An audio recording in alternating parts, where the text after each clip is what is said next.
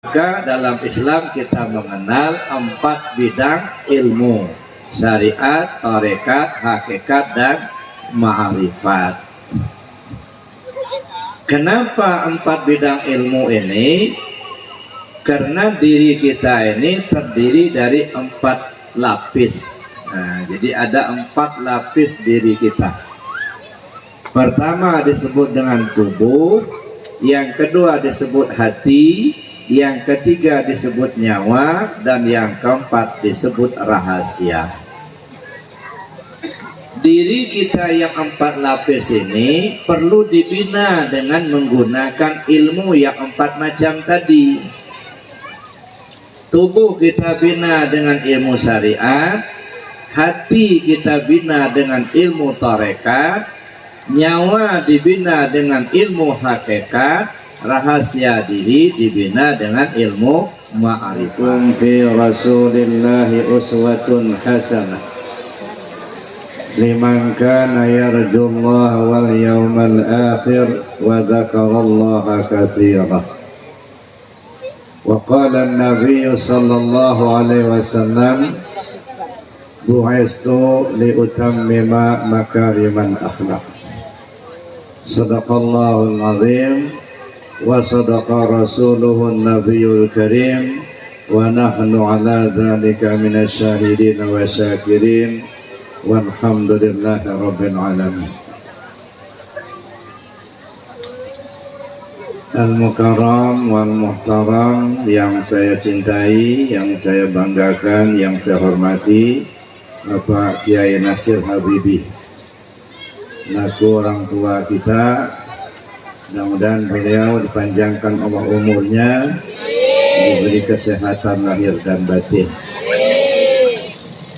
Dan yang saya hormati pimpinan Pondok Pesantren Miftahul Barokah, Bapak Ustadz Jalaluddin, juga mudah-mudahan beliau dipanjangkan Allah umur, diberi kesehatan lahir dan batin.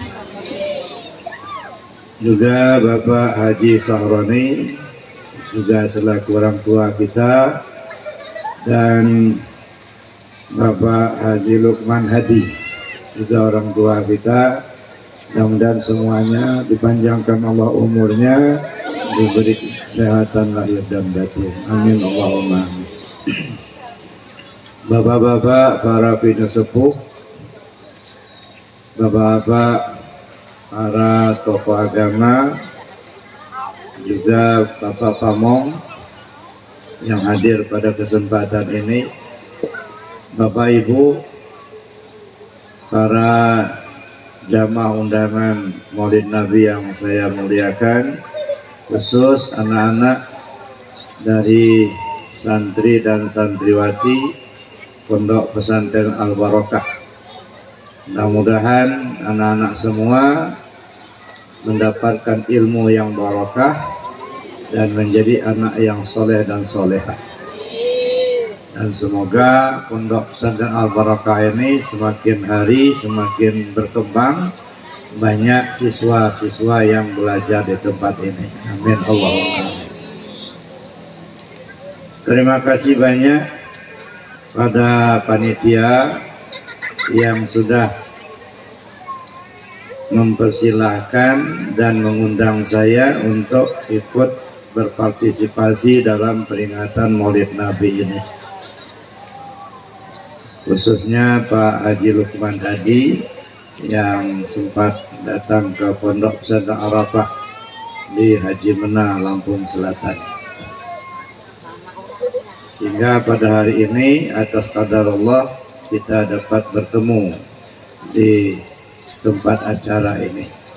Mudah-mudahan kehadiran kita di acara ini mendapatkan keberkahan dari Allah Subhanahu wa taala. Semua yang sakit disembuhkan oleh Allah, dan yang ada hajatnya diijabah oleh Allah Subhanahu wa taala.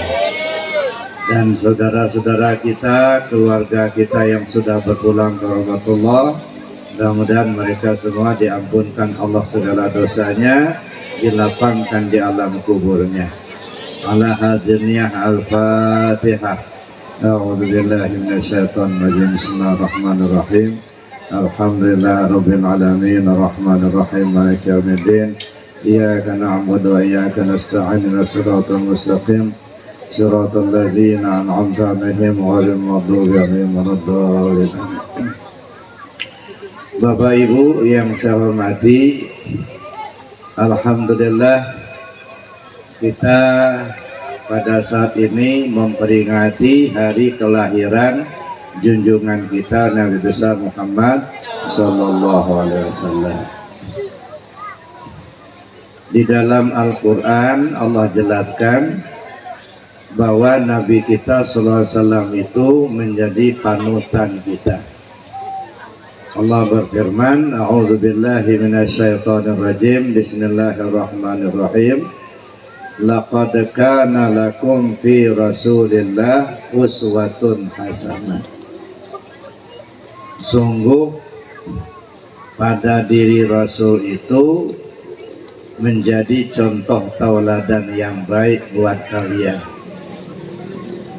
Liman kana yarjullah, bagi siapa orang yang ingin kembali kepada Allah dengan selamat, bagi siapa orang yang ingin berjumpa Allah.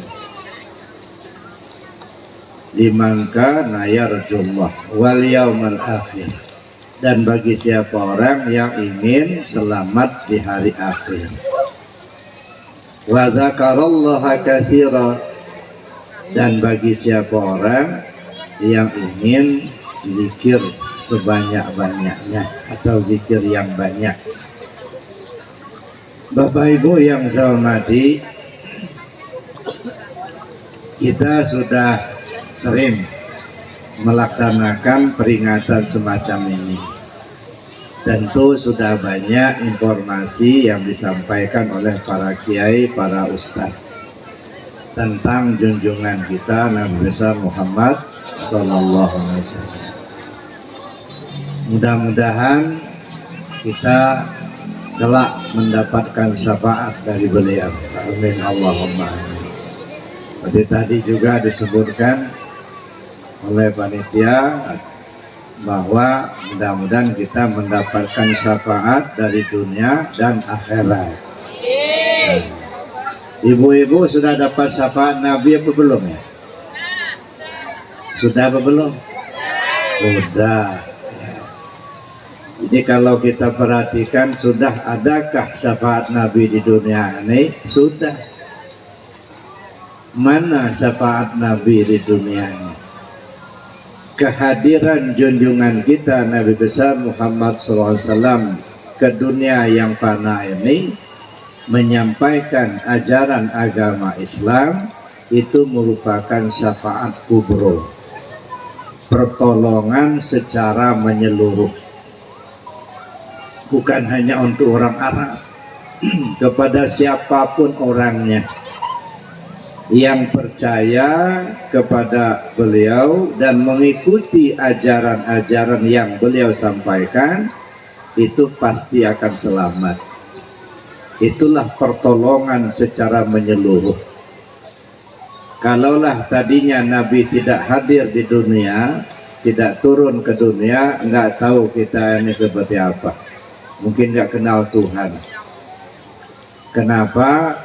Karena ajaran yang disampaikan rasul-rasul sebelumnya sudah banyak yang dirubah oleh tangan-tangan manusia. Tapi dengan kehadiran Nabi kita Muhammad SAW ke dunia yang fana ini meluruskan kembali mana yang tadi disampaikan oleh rasul sebelumnya yang telah disimpangkan oleh anak-anak manusia ini, diluruskan kembali oleh Rasulullah. Salah satu contoh ya, dulu Nabi Isa alaihissalam mengatakan, ini Rasulullah ilaikum, saya ini Rasul Allah buat kalian. Tapi kemudian dirubah oleh sebagian orang menjadi Tuhan ya, Isa anak Tuhan. Lalu kemudian datang Nabi menyampaikan, Qul huwallahu ahad, Katakan hai Muhammad, Allah itu esa. Allahus Samad, Allah tempat bergantung, menggantungkan segala harapan. Lam yalid walam yulad, dia tidak beranak dan tidak diperanakkan, tidak dilahirkan. Walam yakul lahu kufuwan ahad, dan tidak ada satupun yang setara dengannya. Banyak ajaran-ajaran sebelumnya yang disampaikan oleh Rasul sebelumnya sudah dirubah oleh tangan-tangan jahil manusia. Maka dengan kehadiran Nabi kita Muhammad SAW meluruskan apa yang sudah menyimpang tadi. Kalaulah manusia ini mengikuti apa yang disampaikan oleh junjungan kita Nabi besar Muhammad SAW, pasti mereka mendapatkan keselamatan. Inilah syafaat kubro, pertolongan secara menyeluruh. Ya. Tapi kemudian ada yang disebut syafaat sughra, pertolongan secara individu. Di antara anak manusia yang telah mempercayai, mengikuti ajaran Nabi SAW, lebih tekun lagi mengamalkannya secara khusus, baik dari ilmu maupun dari amalia. Dia tekuni betul, Allah angkat derajatnya. Ada yang jadi waliullah, ada yang jadi orang-orang soleh dan lain sebagainya. Nah, pertolongan itu merupakan pertolongan dari Rasul SAW atau yang disebut syafaat sughra tadi. Jadi sebenarnya sudah ada kita terima syafaat dari Nabi itu. Syafaat kubronya, datangnya Nabi menyampaikan agama Allah kepada seluruh anak manusia. Syafaat sughronya adalah amaliah-amaliah secara individu yang ditekuni oleh orang yang meyakini kerasulan beliau. Kalaulah syafaat yang disampaikan Nabi SAW waktu di dunia ini kita tekuni betul, ya, kita yakini, kita amalkan, kita ikuti, insya Allah di akhirat tidak merepotkan beliau lagi. Karena apa yang sudah beliau sampaikan di dunia ini sudah kita ikuti, insya Allah kita selamat dan tidak akan merepotkan beliau lagi nanti di akhirat. Ini Bapak Ibu yang saya hormati, maka oleh karena itulah perlu kita amalkan apa yang telah beliau sampaikan. Laqad kana lakum fi Rasulillahi uswatun hasanah. Demi sesungguhnya pada diri Rasul itu menjadi contoh tauladan yang baik buat kalian. Jadi ini figur sentral.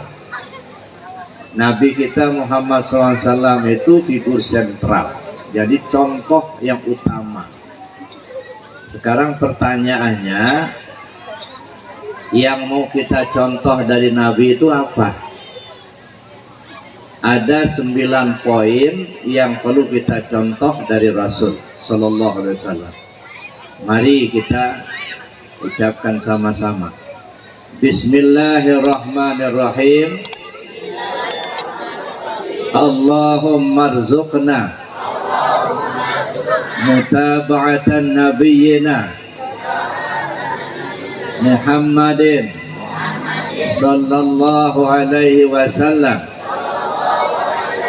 awalan wa akhiran wa zahiran wa batinan wa qawlan wa fi'lan wa ta'atan wa ibadatan wa amalan salihah.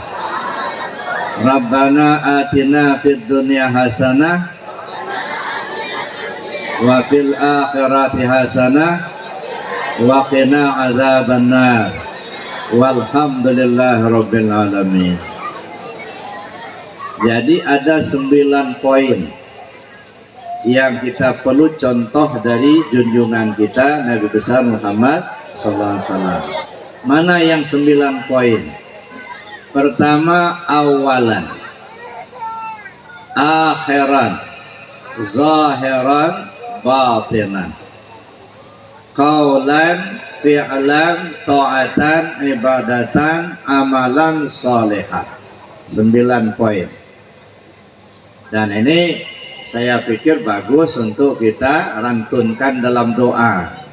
Sesudah sholat kita baca doanya, Allahumma rzuqna mutaba'atan nabiyyina Muhammadin sallallahu alaihi wasallam awalan wa akhiran wa zahiran wa batinan wa qawlan wa fi'lan wa ta'atan wa ibadatan wa amalan salihah. Mudah-mudahan kita diberi kemampuan oleh Allah untuk mengikuti beliau. Mari kita lihat poin-poinnya satu persatu. 9 poin ini dibagi 2 kelompok. Kelompok pertama, awalan, akhiran, zahiran, batinan. Ini kelompok pertama, urusan ke dalam. Ilmunya ilmu tasawuf. Ya. Ini bicara tentang urusan ke dalam. Lalu qaulan, fi'lan, ta'atan, ibadatan, amalan salihah. Ini urusan di luar. Ilmunya ilmu syariat. Jadi kalau yang pertama ilmunya ilmu hakikat, yang kedua ini ilmunya ilmu syariat. 9 poin ini terhimpun dalam 3 kelompok bidang ilmu. Al-Islam, Al-Iman, dan Al-Ihsan. Jadi 9 poin itu terhimpun dari 3 pokok ini. Islam, Iman, dan Ihsan. Al-Islam itu syariat, aturan-aturan. Al-Iman itu keyakinan hati, tauhid. Sedangkan Al-Ihsan itu urusan tasawuf.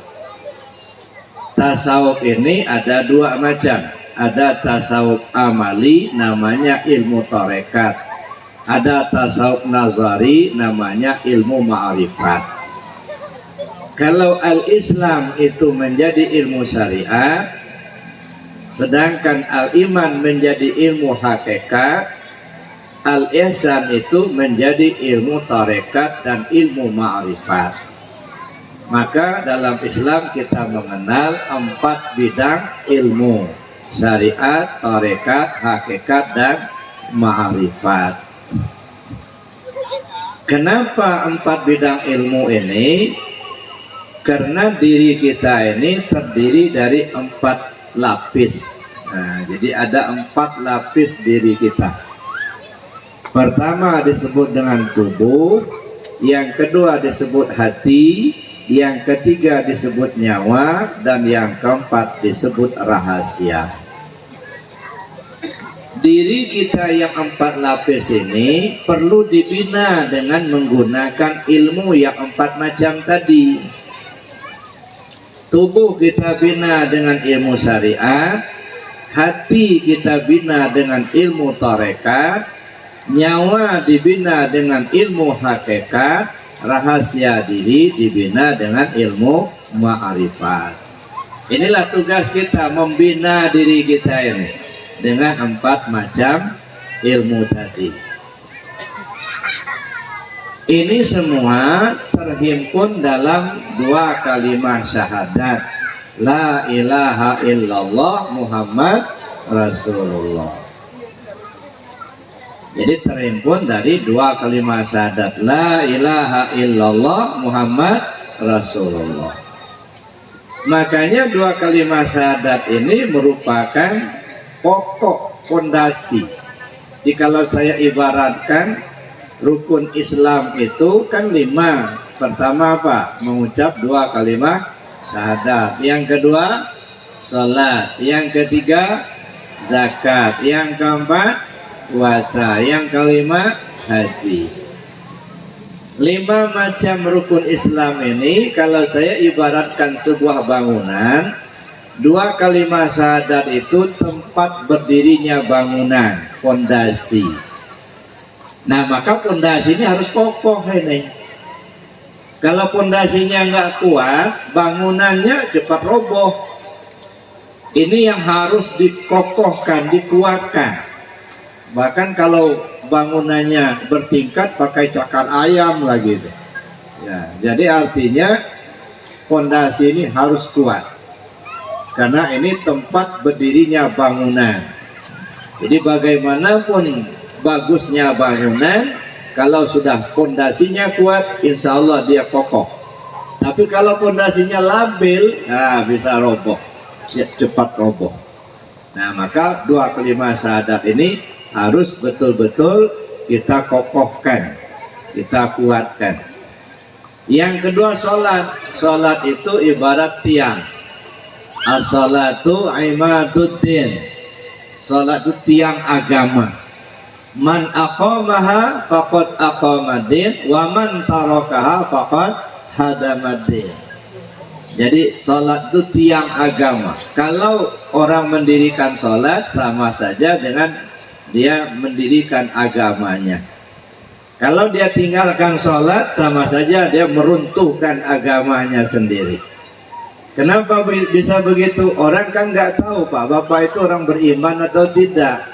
Seiman nggak kelihatan. Yang dilihat orang itu sholat apa enggak gitu. Nah, kalau kita merasa beriman, lalu kemudian kita dirikan sholat, yang dilihat orang itu sholatnya, berdiri, ruku, tidak sujudnya. Tapi kalau kita berkuah-kuah, saya ini orang beriman, tapi nggak pernah kelihatan ada sholat, nggak pernah kerjakan sholat, runtuh agamanya, Pak. Ya, nanti mati, nanti khawatir nggak mau mensolatkan. Ngapain kita nyolatkan dia sudah jadi bangkai katanya. Ya, dia masih hidup aja nggak dibawa tubuhnya sholat. Begitu mati disuruhnya kita yang nyolatkan, kan runtuh agamanya. Nah, tapi kalau kita dirikan sholat, mungkin iman kita belum kuat benar, ya, belum paham betul tentang akidah, tentang tauhid. Cuman kita rajin mendirikan sholat, pasti orang katakan, dia orang Islam. Mati nanti pasti disolatkan orang, Pak. Kata kita ini kan enggak, begitu mati kepingin disolatkan, lagi hidup enggak pernah sholat. Nah, ini repot juga katanya.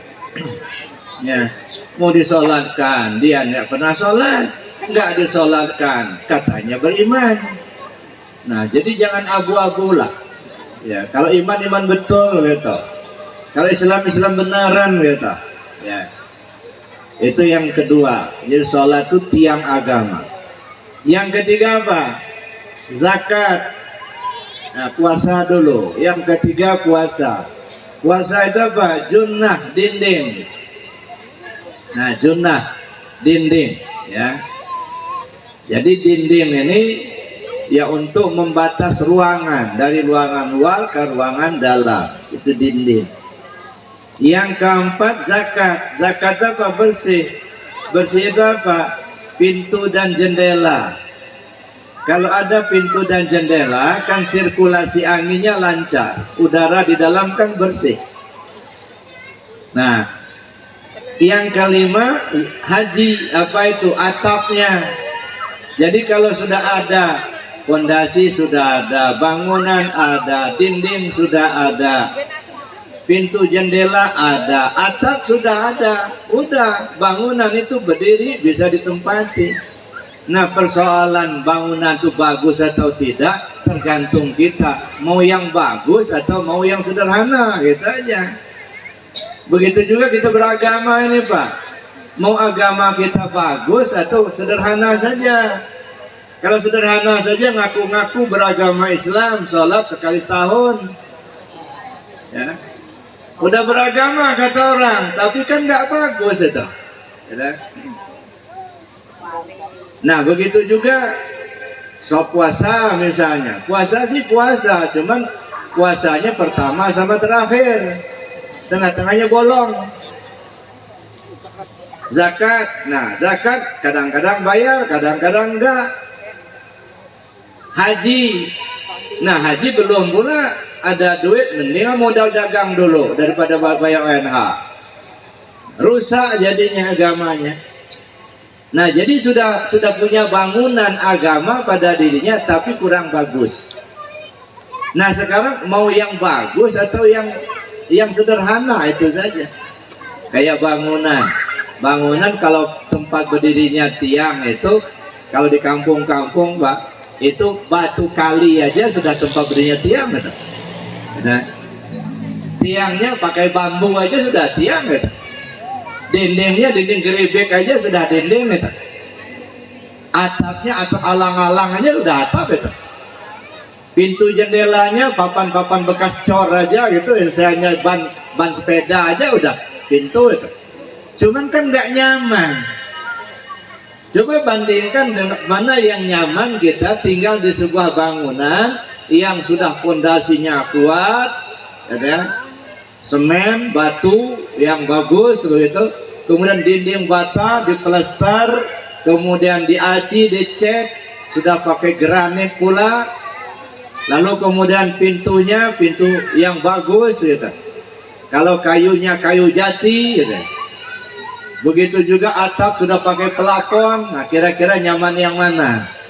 Tentu nyaman yang sudah lengkap. Nah begitu kita beragama ini Pak, mau tinggal di bangunan agama yang sederhana atau bangunan agama yang sempurna.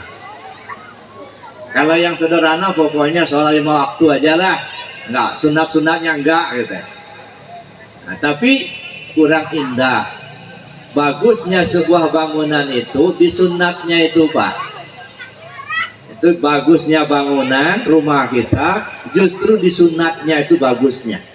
Cobalah perhatikan, lantai tanah diratakan itu sudah lantai, tapi akan berbeda dengan tanah yang sudah dipasang granit.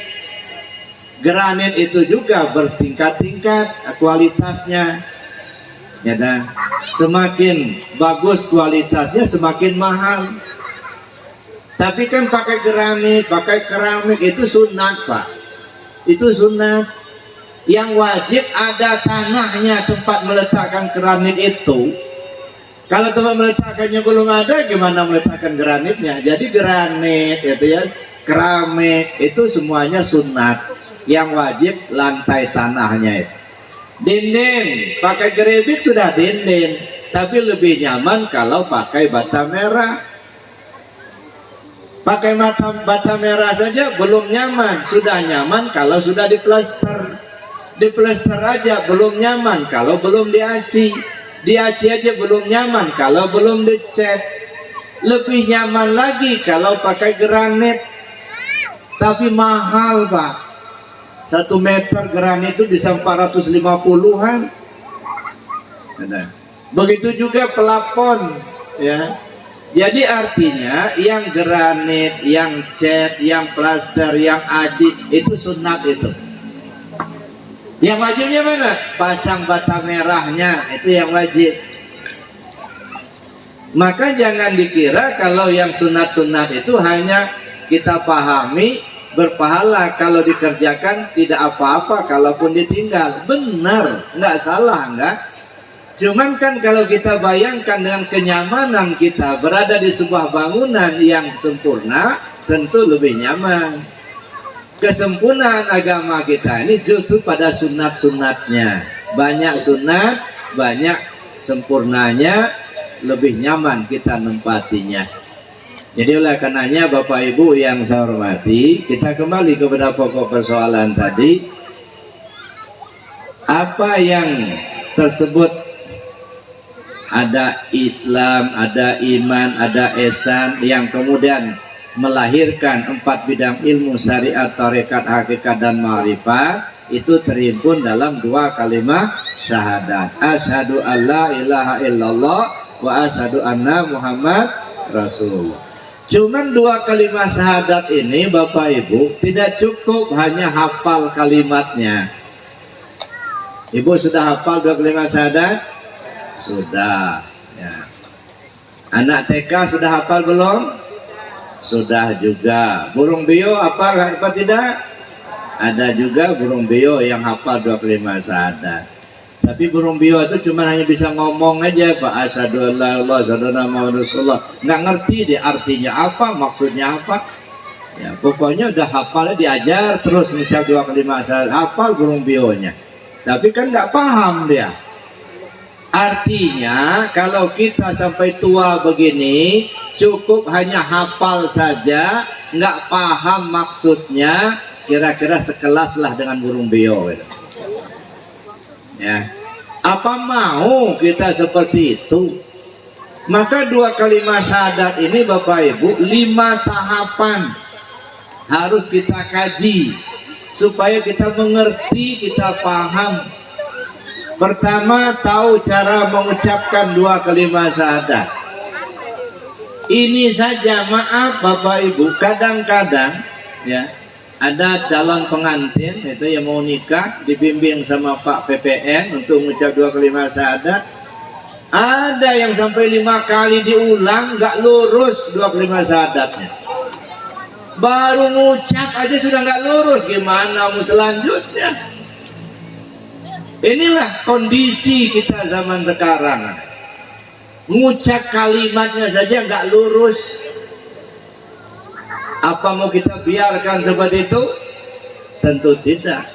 Makanya dibukalah pondok pesantren Al Barokah supaya lurus mengucapkan 2 kalimat syahadat itu. Makanya Bapak Ibu-ibu yang punya anak jangan segan-segan masukkan ke pondok pesantren Al Barokah ini supaya terbimbing anak-anak kita. Ya, lebih baik meninggalkan 1 orang anak soleh daripada meninggalkan uang 1 miliar. Ya, kalau kita tinggalkan uang 1 miliar, ya kalau yang masih hidup itu tahu dia sedekahkan, dapatlah kita yang usahakan uang itu, dapatlah pahalanya. Kalau dipoya-poyakan, bahkan main judi, hancur. Ya, banyak duit tidak menjamin akan kebahagiaan. Tapi 1 orang anak soleh bukan hanya membimbing orang tuanya waktu di dunia, tapi sampai ke akhirat anak itu akan membimbing orang tuanya masuk ke dalam surga. Makanya Bapak Ibu yang saya hormati, saya bilang tadi, lebih baik meninggalkan 1 orang anak soleh daripada meninggalkan uang 1 miliar. Ibu punya duit 1 miliar nggak di rumah? Nggak ada, ya sama. Saya juga nggak punya.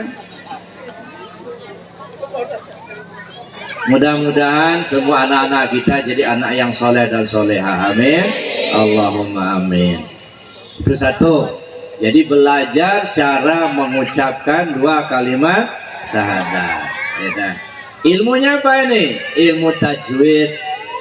Mana makharijal hurufnya, mana yang panjang pendeknya, tahu. Ilmu tajwid itu termasuk bagian ilmu syariat. Oh, kalau begitu kita mesti belajar ilmu syariat. Apa itu ilmu syariat? Ilmu syariat itu tuntunan kita dalam menjalankan agama ini dari segi hukum-hukum. Ya, jadi yang melakukannya itu tubuh yang kasar ini. Ini halal, ini haram, ini wajib, ini sunat, ini sah, ini batal. Itu hukum-hukum yang perlu kita ketahui. Nah, dari sini maka yang paling pokok adalah yang perlu kita ketahui itu adalah yang fardu ain. Ya, bagaimana cara sholatnya, bagaimana cara wudhunya, bagaimana cara puasanya, mana yang membatalkan wudhu, membatalkan puasanya. Itu penting kita ketahui, karena itu kita laksanakan secara individu gitu. Itu ilmu syariat. Itu 1. Yang kedua, kita perlu tahu cara mengamalkan 2 kalimat syahadat itu. Bagaimana cara mengamalkan 2 kalimat syahadat? Ilmunya ilmu tarekat. Maka kita perlu belajar ilmu tarekat. Jadi belajar tarekat itu belajar cara mengamalkan 2 kalimat syahadat. Jadi bapak-bapak, ibu-ibu nggak usah ragu-ragu belajar tarekat. Jangan mau kita dibohong-bohongin orang. Ada orang yang nggak senang ilmu tarekat, jangan belajar tarekat, oi katanya, nanti gila kamu nanti. Jangan belajar tarekat, itu bid'ah. Makanya orang nggak mau belajar tarekat. Kenapa? Isi otak yang cuma dua itulah bid'ah sama gila. Padahal banyak betul orang gila di pasar nggak pernah belajar tarekat. Ada nggak orang gila di pasar coba? Banyak. Belajar tarekat nggak? Enggak. Ini kan dibohongin kita. Ya. Alangkah banyaknya orang belajar tarekat, nggak ada yang gila enggak. Nah begitu juga Bapak Ibu, bid'ah. Kata siapa bid'ah? Ya. Rasul yang ngajarkannya itu. Jadidu imanakum, kata Nabi. Perbaru iman kalian. Lalu sahabat tanya, kaifa nujaddidu imanana ya Rasulullah? Bagaimana caranya ya Rasul kami perbarui iman kami? Apa jawab Rasul? Faksiru bidzikri la ilaha illallah. Banyak-banyak sebut la ilaha illallah. Itu ajaran Rasul sallallahu alaihi wasallam.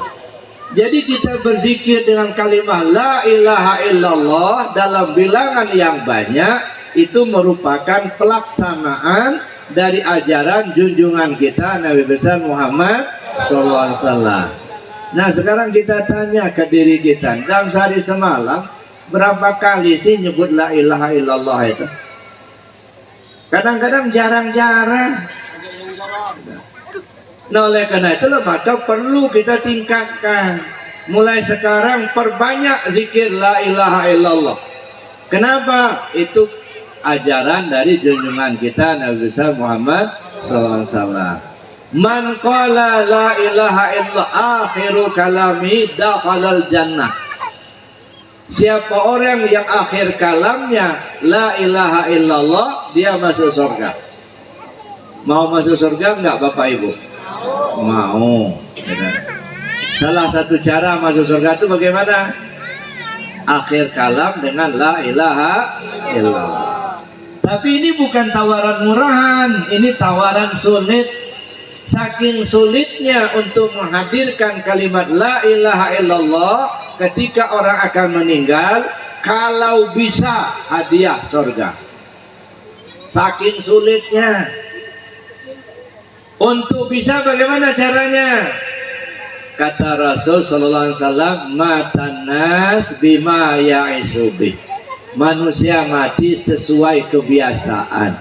Oh kalau begitu sebelum mati biasakan dulu lidah ini nyebut la ilaha illallah. Kalau sudah terbiasa lidah nyebut la ilaha illallah, insya Allah mau meninggal pun kalimat terakhir yang diucap adalah kalimat la ilaha illallah. Tapi kalau masih sehat begini jarang-jarang nyebut la ilaha illallah. Apalagi kalau sudah benci kepada kalimat itu, tunggu saja saatnya. Ya, akan timbul penyesalan yang tak ada ujungnya. Ya, jadi saya hanya mengingatkan saja, ya, supaya kita banyak-banyak nyebut kalimat la ilaha illallah. Ya. Nah, ibu bapak kan sudah hafal kalimat ini kan? Udah. Mari kita ulang ya, kita sebut 3 kali. A'udzubillahi minasyaitonirrajim. Bismillahirrahmanirrahim. Ila hadratin Nabi Muhammad Rasulillah sallallahu alaihi wasallam. Sayyidul Fatihah. A'udzubillahi minasyaitonirrajim. Bismillahirrahmanirrahim. Alhamdulillahirabbil alamin arrahmanirrahim maliki yaumiddin. Iyyaka na'budu wa iyyaka nasta'in. Shiratal mustaqim. Shiratal ladzina an'amta 'alaihim ghairil maghdubi 'alaihim waladdallin. Amin. Ikuti. Astaghfirullahal ghafurur rahim. Astaghfirullahal ghafurur rahim. Astaghfirullahal ghafurur rahim. Allahumma salli ala Sayyidina Muhammad wa ala ali sayyidina Muhammad wa ala alihi wa sahbihi wa sallim. Ilahi anta maksudi wa ridhaka matlubi a'tini mahabbataka wa ma'rifataka. Ikuti. La ilaha illallah. Sama-sama.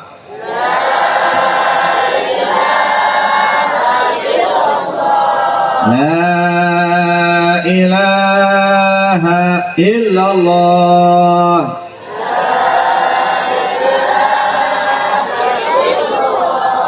La ilaha illallah.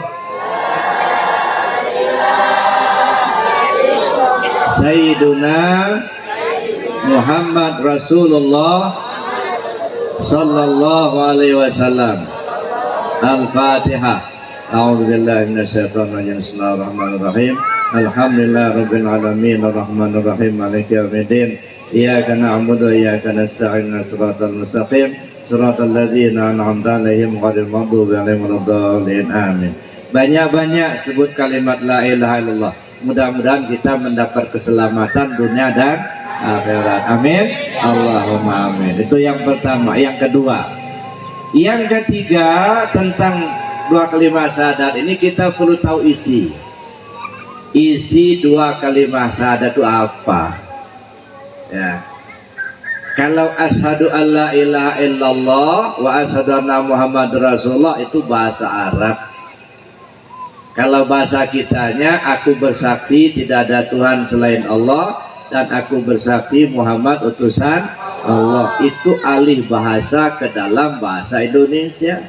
Isinya apa? Mencari isi dari dua kalimat syahadat itu ilmunya ilmu akidah, ilmu tauhid. Maka kita perlu belajar ilmu tauhid ya. Belajar ilmu tauhid, belajar menempa keyakinan hati kita agar kita tidak terjerumus ke jurang syirik ya, agar kita dapat bertauhid kepada Allah dengan sempurna. Itu yang ketiga. Yang keempat, kita perlu paham posisi. Asyhadu an la ilaha illallah, syahadat tauhid. Asyhadu anna Muhammad Rasulullah, syahadat Rasul. Kapan kita dalam posisi syahadat tauhid, kapan kita dalam posisi syahadat Rasul. Ini yang dipraktekkan Rasul. Maka di awal itu saya katakan, yang kita ikuti dari Nabi itu 9 poin tadi. 4 yang pertama itu urusan tasawuf. Inilah paham posisi ini tadi. Awalan, akhiran, zahiran, batinan. Awal Muhammad, mana awal Muhammad? Akhir Muhammad, mana akhir Muhammad? Zahir Muhammad, mana zahir Muhammad? Batin Muhammad, mana batin Muhammad? Apa awal Muhammad? Ibu-ibu sudah tahu? Belum, nanti tanya sama Pak Kiainya. Awal Muhammad disebut Rabbani. Akhir Muhammad disebut Nurani. Zahir Muhammad disebut Jasmani. Batin Muhammad disebut Ruhani. Nah, jadi ini perlu kita kaji. Ilmunya ilmu hakikat. Jadi memahami posisi. Nabi banyak mempraktekkan itu. Salah satu contoh ya. La ilaha illallah hisni. Man qala la ilaha illallah dakhala hisni. Man dakhala hisni amina min adzabi. La ilaha illallah benteng aku. Siapa orang yang mengucap la ilaha illallah berarti dia masuk ke dalam bentengku. Siapa orang yang sudah berada dalam bentengku aman dari siksaanku. Yang menyampaikan kata-kata ini adalah Rasulullah, Nabi kita Muhammad sallallahu alaihi wasallam. Tapi ku-nya itu Allah. Ku-nya itu Allah. Nah, kalau dikaji hakikatnya, posisi Muhammad ketika itu ada di mana? Nah, nggak usah saya teruskan, nanti ditelusuri lebih jauh. Makanya kalau di Pondok Arafah di tempat saya itu ada pengajian ya untuk membina ikhwan TKN, jamaah TKN, Tarekat Qadiriyah Naqsabandiyah. Kalau malam Senin itu khusus fikih, belajar fikih dulu. Mulai dari cara berwudu, macam-macam air, cara sholat, cara puasa, zakat, haji. Itu rukun Islam. Itu kita kaji. Supaya apa? Supaya kita tahu sebatas yang perlu, yang wajib kita laksanakan secara individu. Itu 4 bulan. Selesai fikih 4 bulan, baru naik ke tauhid 4 bulan juga. Selesai tauhid 4 bulan, baru naik ke tasawuf 1 4 bulan juga. Selesai tasawuf 1 4 bulan, baru naik ke tasawuf 2 4 bulan juga. Jadi selesai kira-kira 16 bulan. Alhamdulillah Bapak Ibu yang datang ke Arafah untuk belajar itu bukan hanya dari Lampung. Ada yang dari Palembang, ada yang dari Malaysia, ada yang dari Pontianak, ada yang dari apa namanya, dari Pulau Guru, ada yang dari apa namanya Tanjung apa namanya itu di Pekanbaru ya kan. Jadi banyak ya dari beberapa daerah, bukan hanya dari Indonesia tapi di luar. Kenapa? Karena butuh. Orang itu mau belajar karena merasa butuh, Pak. Kalau orang tidak merasa butuh, walaupun sudah disampaikan, gurunya juga dekat sama kita, tapi karena merasa nggak butuh, nggak mau dia belajar. Padahal sebenarnya itu kebutuhan semua orang. Semua manusia butuh zikir, butuh ilmu ketuhanan. Cuman banyak manusia seolah merasa tidak butuh. Maka saya sampaikan zikir itu bukan kewajiban, saya bilang. Seperti makan itu bukan kewajiban tapi kebutuhan. Bedanya kalau makan nasi itu kebutuhan tubuh, kalau zikir kebutuhan ruh. Jadi Bapak Ibu yang saya hormati, oleh karena itulah maka perlu kita kaji lebih jauh. Yang keempat tadi memahami posisi. Kapan di posisi syahadat tauhid, kapan di posisi syahadat rasul. Nah ini kaji lebih jauh nanti ya. Sebelum ajal kita datang, sebelum kita meninggalkan dunia ini, perlu kita tahu itu dulu biar kita selamat. Selamat dari apa? Selamat dari segala macam siksaan ya. Tidak ada yang selamat kecuali kembali ke Allah. Yauma la yanfa'u malu wala banun illa man atallah biqalbin salim. Ingat, satu masa nanti akan terjadi. Harta yang banyak kau kumpulkan, anak istrimu tak bisa nolong sama sekali. Yang kita bangga-banggakan di dunia nggak bisa nolong, Pak. Yang selamat hanyalah yang datang menghadap Allah dengan hati yang bersih. Bersih dari selain Allah. Nah ini yang kita kejar, yang kita kaji, yang kita selalu pelajari supaya kita bisa selamat. Di belajar agama ini biar selamat, Pak. Selamat dunia, selamat akhirat. Makanya di dalam ayat yang tadi saya baca di awal, laqad kana lakum fi Rasulillah uswatun hasanah liman kana yarjullah. Siapa orang yang ingin selamat pulang ke Allah, contoh Rasulullah. Wal yaumal akhir, yang ingin selamat di hari akhir. Hari akhir itu apa? Hari terakhir kita hidup, Pak. Itulah hari penentuan ya. Walaupun gagah perkasa sekarang ini, duitnya banyak, jabatan tinggi begitu, tapi kalau di hari akhirnya tidak selamat, nol, nggak bisa nolong. Jadi yang menentukan itu di hari akhir itu, hari kematian kita, itu hari akhir. Selamat di hari akhir, sampai ke akhirat pun pasti selamat. Tidak selamat di hari akhir, maka sampai akhirat gak bakal selamat. Jadi kalau ingin selamat di hari akhir, contohlah junjungan kita Nabi besar Muhammad SAW. Ikuti ajarannya. Salah satu ajarannya, perbanyak zikir dengan nyebut la ilaha illallah kalau mau selamat. Tapi banyak juga yang namanya selamat belum tentu selamat. Jadi Bapak Ibu yang saya hormati itu, oleh karena itulah maka kita perlu memahami di mana posisi. Saya tanya Bapak Ibu, ibu-ibu pernah nggak beli ayam di pasar? Sering kan? Kadang-kadang kan si penjual ayam itu ya masih hidup kan, ayamnya masih dikurung. Lalu kita pilih, ya ini aja Pak ayamnya, ini harganya berapa, sekian, ya sudah ini aja. Nah kita pilihlah, ayamnya masih hidup. Lalu ibu bilang sama si tukang ayam, Pak tolong Pak sekalian dipotong, dibersihkan bulu-bulunya. Ya Bu, kata si tukang ayam.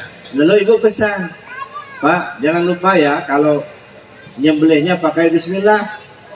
Oh ya Bu. Kenapa harus pakai bismillah? Kalau tidak pakai bismillah menjadi haram dimakan, kan begitu?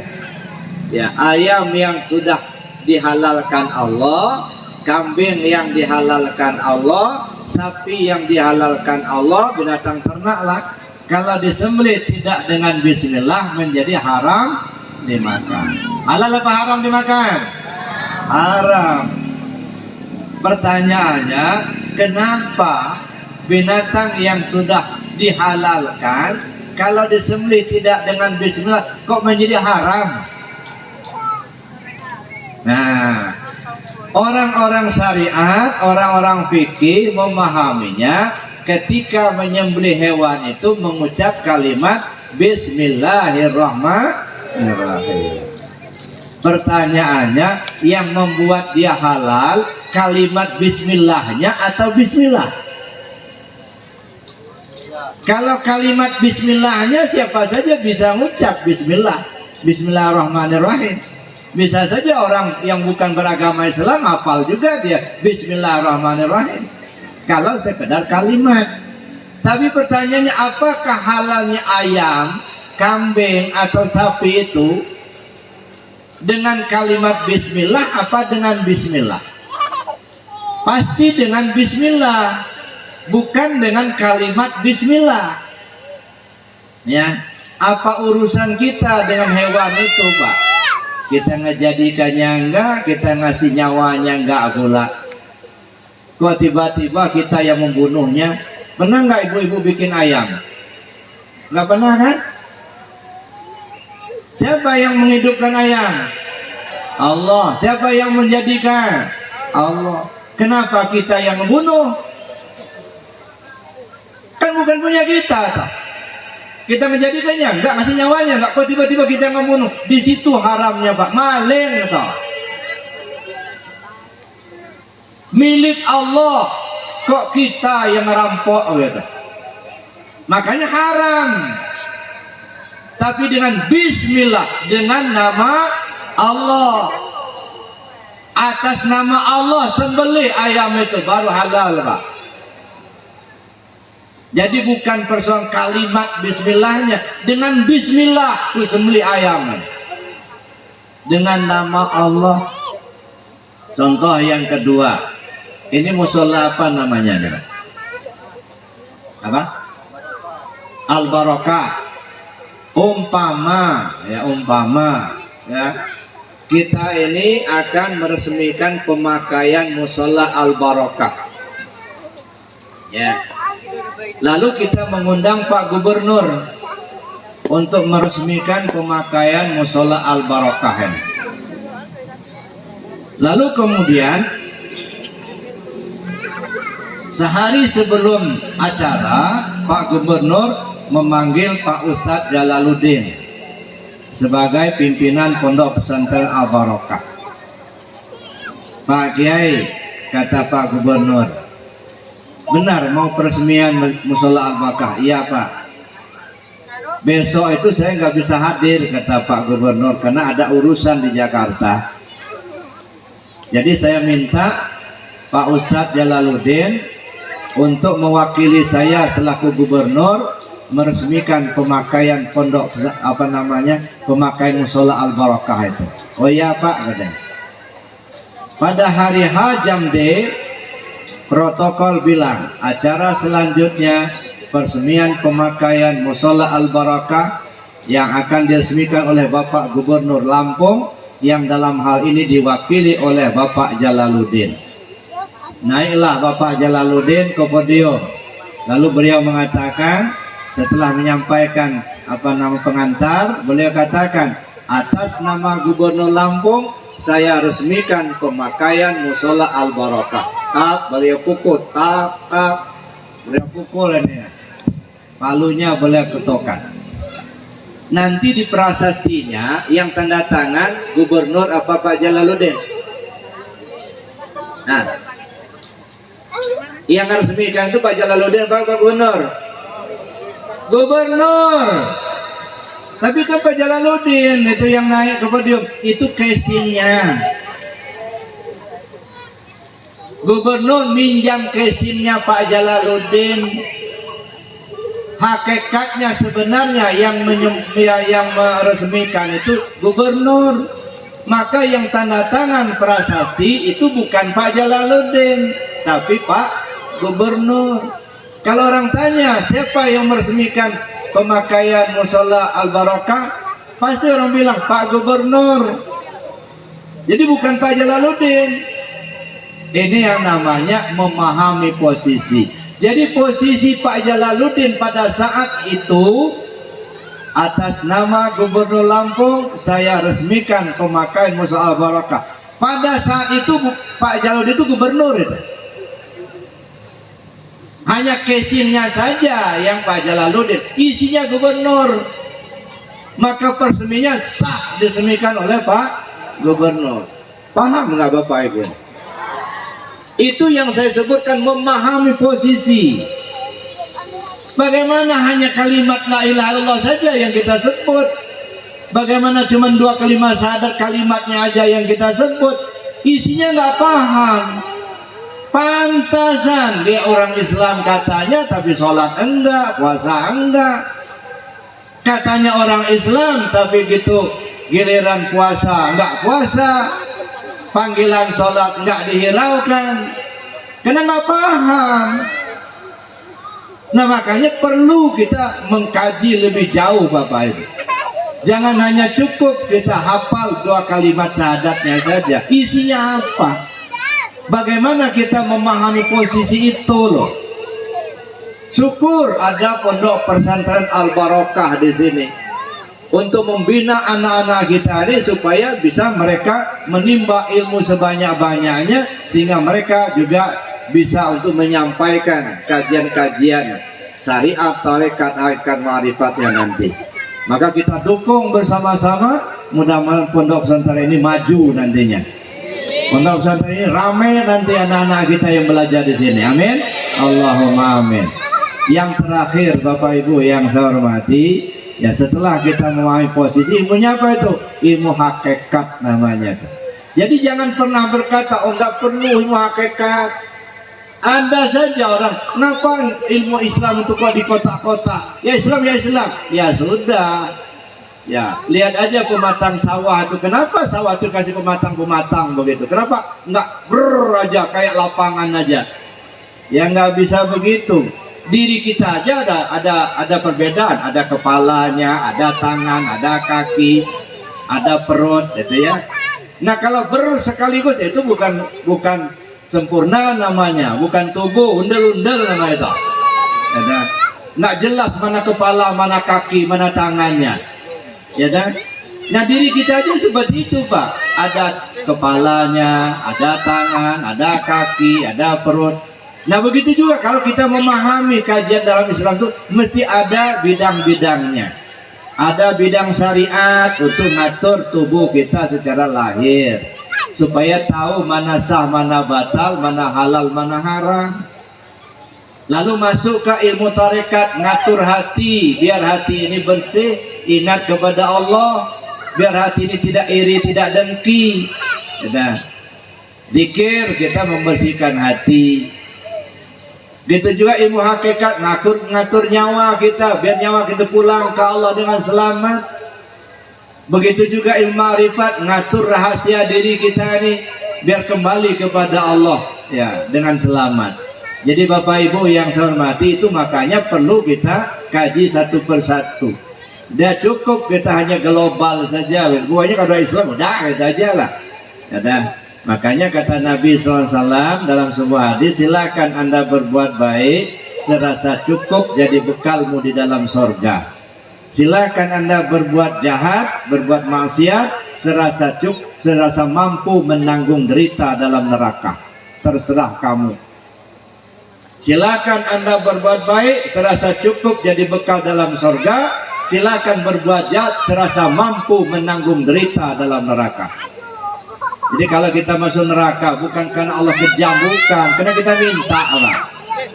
Ya, kita diminta supaya masuk neraka. Allah menyediakan surga dengan neraka. Silakan pilih, minta mana. Kalau minta surga, silakan lakukan kebaikan. Kalau lakukan kejahatan, sama dan minta neraka, kan gitu. Karena Allah itu bersifat adil, Pak. Ya. Allah bersifat Rahman dan Rahim, pengasih penyayang. Apa diminta hamba dikasih, minta surga dikasih, minta neraka dikasih juga gitu. Jadi kalau ada orang masuk neraka bukan karena Allah kejam, bukan, karena memang permintaan yang bersangkutan gitu. Contohnya saja, maling itu boleh apa enggak? Enggak boleh, haram kan maling gitu. Nah kenapa diharamkan? Supaya selamat Pak tubuh ini. Dilanggar, enggak selamat. Lagi maling digebuk kawan berdarah-darah, kan nggak selamat. Kenapa digebuk orang? Karena dia maling. Maling itu artinya apa? Dia minta supaya digebuk. Kalau dia nggak maling kan nggak digebuk orang. Jadi kalau dia digebuk karena dia maling ya kena minta. Jadi minta itu bukan hanya dengan doa, dengan lidah, dengan lisan, bukan. Perbuatan kita itu sama dengan minta. Berbuat baik tanda kita minta yang baik, berbuat jahat tanda kita minta yang jahat. Maka saya katakan tadi Allah itu bersifat Rahman dan Rahim, pengasih penyayang. Nanti kalau orang minta neraka nggak dikasih sama Allah, dibilang Allah pelit pula. Orang udah minta neraka nggak dikasih sama Allah, pelit katanya. Makanya Allah bersifat Rahman dan Rahim, pengasih penyayang. Mudah-mudahan kita semua mendapat bimbingan dari Allah. Insya Allah kita mendapat selamat dunia dan akhirat. Mudah-mudahan kita dapat mengikuti junjungan kita Nabi besar Muhammad Sallallahu Alaihi Wasallam, dan insya Allah kita mendapatkan syafaat dari beliau. Amin. Allahumma amin. Allah hadina bi barakati al-Fatihah. A'udzubillahi minasyaitonir rajim. Bismillahirrahmanirrahim. Alhamdulillahirabbil alamin arrahmanir rahim maliki yaumiddin. Iyyaka na'budu wa iyyaka nasta'in ihdinas siratal mustaqim siratal ladzina an'amta 'alaihim ghairil maghdubi 'alaihim waladdallin. Bapak Ibu yang saya hormati, saya kira demikian yang dapat saya sampaikan. Terima kasih atas perhatian dan kesabarannya. Mohon maaf atas kekurangannya. Billahi taufiq wal hidayah. Wassalamualaikum warahmatullahi wabarakatuh. Alhamdulillahirabbil alamin. Barakallahu fikum. Usai sudah kajian kita tadi bersama Abah Guru Buya Muhammad Rusfi. Semoga apa yang disampaikan dan diajarkan Abah Guru tadi bisa bermanfaat dan menambah ilmu pengetahuan kita tentang ma'rifatullah dan tentang agama kita. Dan semoga Allah Subhanahu wa Ta'ala melimpahkan rahmat dan cahayanya ke dalam kalbu kita, agar terang jalan kita menuju ma'rifat kepadanya. Dan semoga Allah menguatkan iman dan tauhid di dalam kalbu kita sampai kita mati. Semoga Allah memudahkan segala urusan kita di dunia dan di akhirat nanti. Semoga Allah Subhanahu wa Ta'ala melimpahkan rahmat dan cahayanya kepada Abah Guru Buya Muhammad Rusfi. Semoga Abah Guru dan Ummi diberi kesehatan, panjang umur, dan diberkahi umurnya, serta dimudahkan Allah segala urusannya, dan Allah upahkan dengan jannahnya Allah segala ilmu yang diajarkannya. Dan semoga Allah memudahkan kita mencerna dan memahami ilmu yang Abah Guru Buya Muhammad Rusfi ajarkan kepada kita semua. Amin, Allahumma amin. Sampai jumpa di kajian berikutnya, insya-Allah. Usikum wa nafsihi bitaqwallah. Wassalamualaikum warahmatullahi wabarakatuh.